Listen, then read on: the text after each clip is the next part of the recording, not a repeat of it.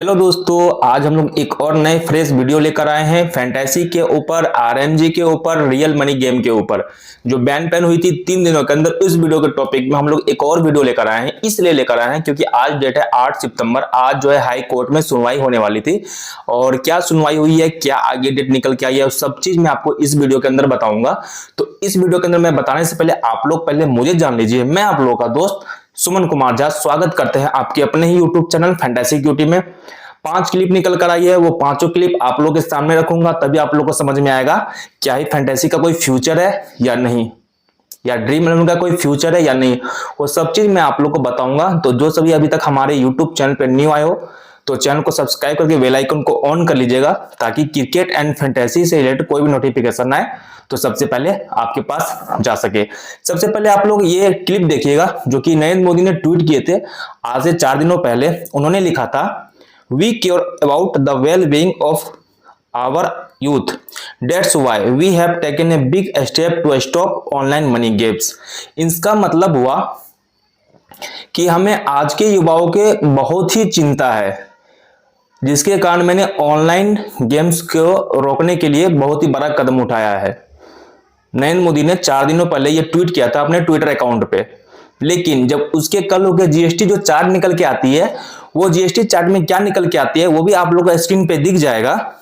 आप चौथे नंबर पे देख सकते हो कि जो 28% जीएसटी थी फैंटेसी के ऊपर, वो 40% लगा दिया गया है रियल मनी गेम। मतलब इंडिया में रियल मनी गेम जो है बंद है, लेकिन जो कि 28% पहले जीएसटी थी, जो कि आप लोग 28% जीएसटी टैक्स पे करते थे, तो वो अब जो है 40% लग गया है। लेकिन नरेंद्र मोदी ने तो साफ मना बोल दिया था अपने ट्विटर पे कि मुझे अपने यूथ की काफी चिंता है, जिसके कारण मैंने ऑनलाइन गेम को बंद कर दिया है, रोकने के लिए बहुत ही बड़ा कदम उठाया। लेकिन फिर ये जीएसटी चार्ट में ये क्यों आया, ये सबसे बड़ी सवाल पैदा हो सकती है कि आखिर ये जीएसटी में क्यों आया, 40% आपने इस पे क्यों लगाया, जबकि इंडिया के अंदर ऑनलाइन मनी गेम्स जो बंद है। तो फिर ये चार्ट तो बनना ही नहीं था, बट फिर भी ये चार्ट बना। कोई बात नहीं, आप देख सकते हो स्क्रीन पे दिख जाएगा। ऑनलाइन मनी गेम्स के लिए जीएसटी 22 सितंबर 2025 से 40% लगाया जाएगा, जबकि ऑनलाइन सोशल गेम्स और ई स्पोर्ट्स बोले तो बीजीएमआई के लिए यह 18% होगा। मतलब कोई बदलाव नहीं। मतलब जो पहले बीजीएमआई ई स्पोर्ट्स के ऊपर जो कि सोशल गेम्स जो थे, ई स्पोर्ट्स वगैरह, उस पे पहले 18% जीएसटी थे, तो उनमें कोई बदलाव नहीं किया गया है। लेकिन जो न्यू जीएसटी जो बनकर आया है, बहुत सारी चीजों में जीएसटी लगी है और फैंटेसी के ऊपर भी लगी है, रियल मनी गेम्स के ऊपर भी लगी है 40%।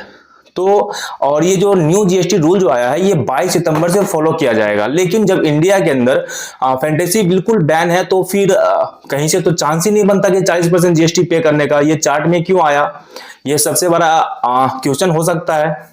इंडिया की जितनी भी पब्लिक है, 45 करोड़ यूजर थे फैंटेसी के, तो सबके दिमाग में आएगा कि 40 आखिर जब सरकार ने बैन पूर्ण रूप से कर दी है इंडिया के अंदर, तो 40% जीएसटी लगा क्यों रही है। बहुत सारे कंफ्यूजन है, वो कंफ्यूजन दूर कर दूंगा इस वीडियो में। सबसे पहले जो आज 8 सितंबर को Karnataka high court, Madhya Pradesh high court और दिल्ली हाई कोर्ट के अंदर जो सुनवाई होने वाली थी, तो बहुत सारे ने मतलब फैंटेसी यूजर ने बोल रहे थे कि आज 8 सितंबर को ड्रीम 11 अनबैन हो जाएगा, फैंटेसी अनबैन हो जाएगी, रियल मनी गेम फिर से वापस आ जाएगी इंडिया में। तो देखो, हाई कोर्ट, अलग अलग हाई कोर्ट में केस चल रही थी। Madhya Pradesh, Delhi and Karnataka high court में चल रही थी। तो अलग अगर किसी एक जगह पे चलती तो रिजल्ट आने की संभावना थी, लेकिन अलग अलग हाई कोर्ट में यहां पर चल रही है केसेस। तो ये केसेस कहां पे जाके सोल्व होगी, सुप्रीम कोर्ट। सुप्रीम कोर्ट में जाके सोल्व होगी, क्योंकि जितने भी हाई कोर्ट हैं के केसेस जाएंगे सुप्रीम कोर्ट। अब सुप्रीम कोर्ट में वहां पे एसकेएस गेम मानती या नहीं मानती है, ये तो सुप्रीम कोर्ट के ऊपर है। लेकिन हाई कोर्ट से फैसला नहीं आएगा। हाँ, हाई कोर्ट से आपको एक ही चीज देखने को मिलेगी कि अगली तारीख, आपको अगली तारीख देखने को मिलेगी। तो 8 सितंबर को जो कि आज सुनवाई होने वाली थी, तो वो 3 दिनों के लिए स्थगित कर दिया गया है। क्यों स्थगित किया है मैं बताऊंगा। सबसे पहले आप ये क्लिप देखना। आदेश, यह स्थानांतरण याचिका भारत संघ के अनुरोध पर निम्नलिखित प्रार्थनाओं के साथ प्रस्तुत है। जैसा कि प्रार्थना की गई है, स्थानांतरण स्वीकार किया जाता है। कर्नाटका उच्च न्यायालय, दिल्ली उच्च न्यायालय और मध्य प्रदेश उच्च न्यायालय, मतलब बोले तो हाई कोर्ट, न्यायालय की कार्यवाही इस न्यायालय में स्थानांतरित की जाती है। संबंधित उच्च न्यायालयों से अनुरोध है कि वे आज से 1 सप्ताह के भीतर संपूर्ण रिकॉर्ड स्थानांतरित करें। समय बचाने के लिए यह स्थानांतरण डिजिटल रूप से किया जाए। तदनुसार स्थानांतरण याचिका का निपटारा किया जाता है। इसका मतलब ये है कि जो भी तीनों कोर्ट, हाई कोर्ट में जो केसेस चल रही थी, तो वकीलों से कहा गया है कि 1 सप्ताह का टाइम दिया जाता है। इन 1 सप्ताह के अंदर आप जो है रिकॉर्ड को, जितने मतलब फैंटेसी के जो वकील है एंड गवर्नमेंट के जो वकील है, दोनों से कहा गया कि आप अपने रिकॉर्ड को जो है जमा कीजिए। 1 सप्ताह का टाइम दिया जाता है। 1 सप्ताह के बाद सुप्रीम कोर्ट में सुनवाई होगा, वहां पे आप अपने रिकॉर्ड को मतलब प्रूफ को रख सकते हैं। उसके बाद आपको अंतिम फैसला मिलेगा कि क्या डेट आगे बढ़ेगी या फैंटेसी के लेकर कुछ बात चलेगी। आपको मैं एक और क्लिप दिखाना चाहूंगा, आपको स्क्रीन पर दिख जाएगी। कर्नाटक उच्च न्यायालय ने ऑनलाइन गेमिंग अधिनियम को चुनौती देने वाली हेड डिजिटल वर्क्स की याचिका पर सुनवाई स्थगित कर दी है। मतलब आज जो सुनवाई हुई थी वो स्थगित इसलिए कर दी गई थी कि रिकॉर्ड नहीं थे, और हाई कोर्ट में जो है होता नहीं है, ये सुप्रीम कोर्ट में जाके फैसला पता चलेगा, क्योंकि 3 अलग अलग जगह हाई कोर्ट में ये सुनवाई होने वाली थी। इस वजह से एसजी तुषार मेहता ने उल्लेख किया कि केंद्र सरकार ने सर्वोच्च न्यायालय में स्थानांतरण याचिका दायर की है। उच्च न्यायालय ने मामले की सुनवाई गुरुवार के लिए स्थगित कर दी है। फैंटेसी स्पोर्ट्स और ऑनलाइन गेमिंग के भविष्य पर अंतिम फैसला जल्दी सर्वोच्च न्यायालय के पास आ सकता है। ऑनलाइन गेमिंग, फैंटेसी स्पोर्ट्स, देखो सीधी सी बात है कि रिकॉर्ड्स नहीं थे एंड हाई कोर्ट में सुनवाई होती नहीं है, क्योंकि अलग अलग हाई कोर्ट में केसेस चल रहे थे, तो 3 दिनों के लिए जो है स्थगित कर दी गई थी। तो लेकिन सुप्रीम कोर्ट ने जो है मतलब 1 हफ्ते का टाइम दिया है, आप अपना रिकॉर्ड्स जमा कर लीजिए और 1 हफ्ते बाद जो है सुप्रीम कोर्ट का अंतिम फैसला आएगा। ये यहां तक रिकॉर्ड निकल कर आया है अभी तक। तो आप लोग के अंदर जो भी कंफ्यूजन थे, आई थिंक इस वीडियो को देखकर तो आपको कंफ्यूजन दूर हो गई थी। और एक बात की, बहुत ही सारे यूट्यूब हो, न्यूज चैनल हो, फेक, बहुत ही न्यूज चैनल वाले हैं, फेक न्यूज फैलाते हैं कि 49 वाली एंट्री इतने में आएगी, ड्रीम 11 अब कम बैक करेगी एंड बहुत कुछ। देखो ऐसा कुछ नहीं है, फेक न्यूज से दूर रहना। अगर ड्रीम 11 को कम बैक जो है करना रहता तो वो सुप्रीम कोर्ट जरूर जाती, ठीक है।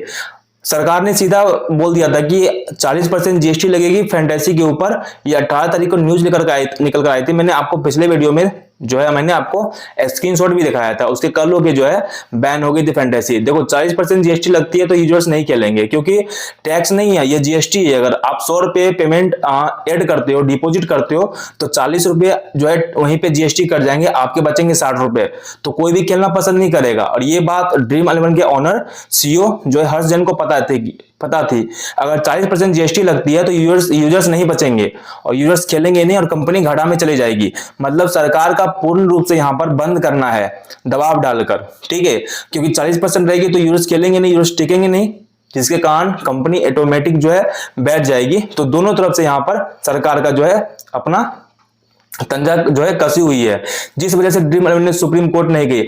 अब बात है कि ड्रीम 11 आखिर क्यों फ्री कॉन्टेस्ट खिला रहे हैं, मैं उसके भी आपको इन्फॉर्मेशन बता देता हूं कि देखो आप लोग जब ड्रीम 11 ओपन करते होगे ना, तो बहुत सारा आप लोग को एड आपको दिखाई पड़ता होगा। तो ड्रीम 11 कहीं से भी घाटा में नहीं है, ठीक है, इतना बात जान लेना। कोई भी कंपनी जो है मूर्ख नहीं है कि फ्री के लोगों को डेली का 15 लाख रुपए जो है पेमेंट करेगी। कोई भी मूर्ख नहीं है, वो प्रॉफिट कमा रहा है। यूजर्स समझ रहे कि मेरे को मतलब हम लोग को 15 लाख फ्री क्यों दे रहा है, शायद ड्रीम 11 कम बैक करेगी इस वजह से। देखो ऐसा कुछ नहीं है, कम बैक वगैरह कुछ नहीं है। वो एडीएस चला रहा है, एड चला रहा है और वो कमा रहा है, कंपनी घाटे में नहीं है। तो आप लोग मूर्ख बनना बंद करो, ठीक है। ड्रीम 11 आएगी या नहीं आएगी, देखो फैंटेसी तो वापस आएगी, ये तो 100% फैंटेसी वापस आएगी।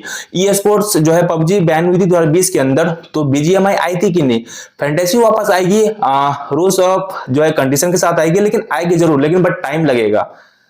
इतना जल्दी फैसला नहीं आएगी, क्योंकि जब राष्ट्रपति का हस्ताक्षर लग चुके हैं तो अब तो टाइम लगेगा। अगर हस्ताक्षर नहीं लगती ना, केस तो लंबा चलता। जब तक फैंटेसी के पूरी तरीके से बैन नहीं किया था तो फैंटेसी चलती, लंबा चलता केस। लेकिन जब राष्ट्रपति के हस्ताक्षर लग चुकी है तो मुश्किल तो है, बहुत दिक्कत है। इतनी आसानी से तो बैन को जो है मतलब इंडिया के अंदर अनबैन नहीं किया जा सकता है। लेकिन धैर्य बनाकर रखो, 50-50 का चांस है। ड्रीम 11 जाती तो 90% चांस था, लेकिन ड्रीम 11 को पता है कि 40% जीएसटी लगाने के बाद यूएस नहीं बचेंगे। अगर सुप्रीम कोर्ट सीधा बोलती है कि हाँ ये स्किल्स गेम है, आप इंडिया के अंदर इनको चला सकते हैं, लेकिन जो जीएसटी जो है, जीएसटी टैक्स वो सरकार के हाथों में है, गवर्नमेंट के हाथों में है। ठीक है, गवर्नमेंट अगर बोलेगी 40% जीएसटी, तो जो जितने भी एप्लीकेशन है सबको फॉलो करना पड़ेगा, सबके ऑनर को फॉलो करना पड़ेगा, जिस वजह से यूजर्स टिकेंगे नहीं। और ये बात ड्रीम 11 के ऑनर सीईओ को, जो हर्ष जैन को पता थी, जिसके कारण उन्होंने सुप्रीम कोर्ट नहीं गए। उम्मीद करते हैं कि आप लोगों को वीडियो काफी पसंद आया होगा और जितने टॉपिक मैंने समझाया है वो सारे आप लोग को बहुत ही अच्छा लगा होगा। और वीडियो पसंद आई हो तो वीडियो को लाइक और एक प्यारा सा कमेंट करके बताना कि वीडियो आप लोग को कैसा लगा हो। और जो सभी अभी तक हमारे YouTube पे न्यू आए हो और जो सभी अभी तक हमारे YouTube को सब्सक्राइब नहीं किए हो, तो हमारे YouTube चैनल को सब्सक्राइब कर लीजिएगा और बेल आइकन को ऑन कर दीजिएगा, ताकि फैंटेसी एंड क्रिकेट से रिलेटेड कोई भी नोटिफिकेशन आए तो सबसे पहले आपके पास जा सके। अगर कोई भी और इंफॉर्मेशन आती है तो मिलते हैं नेक्स्ट वीडियोज में। Thank you all and love you all.